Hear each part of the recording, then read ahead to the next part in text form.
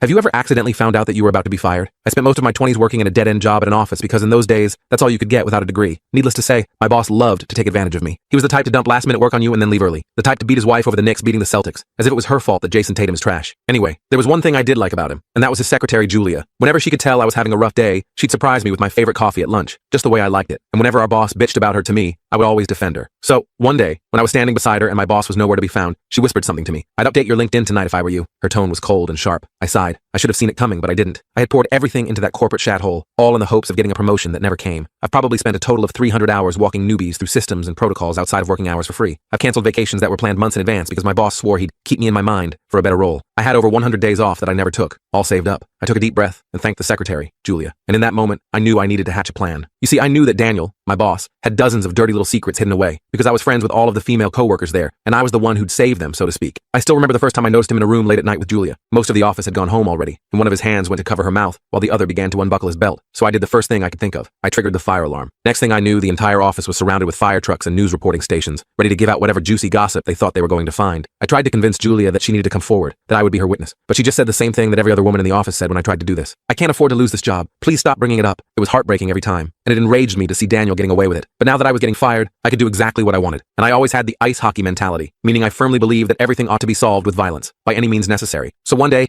I asked my sister if she could hang around outside of work and follow my boss home. For context, she is a bad bitch and looks harmless. So if she somehow got caught, Daniel wouldn't assume it was me behind it all. She managed to plant evidence to frame him for cheating on his wife, which he obviously was. She threw one of her earrings into the back seat of their car, left a pair of red-hearted undies by their kitchen counter, a suggestive note by the plant pot, and as if by fate, it just so happens that Daniel sleeps with all his windows open, so this was extremely easy to do. A few days later, on the day I was meant to be fired, Daniel never came into work. When I asked Julia what was going on, she told me that he and his wife were going through a sudden divorce. I couldn't even hide my smirk. Julia laughed too, but only because she thought it was karma in the works, instead of yours truly. I knew things were getting really good when he finally returned to work, because for the first time ever, he went the entire day without yelling or trying to take advantage of the interns. Like, wow. So that's when I struck again. Or at least, my sister did. That day, I brought Daniel his coffee, but instead of his usual, it was a decaf latte, along with a side of 3 crushed up Benadryl. And sure enough, he ended up going home early in an Uber because he must have had a bad night's sleep last night. That night, my sister snuck into his home and found his depression meds, and she switched it for some harmless vitamin C capsules. Lol. The next day, Daniel looked like crap. His eyes were bloodshot and glassy, his hair was greasy like he had skipped a shower that morning, and he couldn't even make eye contact with anyone, let alone fire me. Me and Julia even joked that he looked like a zombie from that Game Plants vs. Zombies LMAO. I'm still not sure what I expected to happen next. Maybe for him to quit and move somewhere else, or to slowly become a better person. Boy, was I wrong. Because a week later, as I had my feet on the coffee table while enjoying some Breaking Bad on Netflix, I got the call. It was Julia. She was in tears and could barely get the words out. "Daniel, he took own life. Dead." My heart dropped. I immediately hung up the phone. That's when I heard a knock at the door. I opened it to see his wife death staring me. The rest of the full story is on my channel and linked below.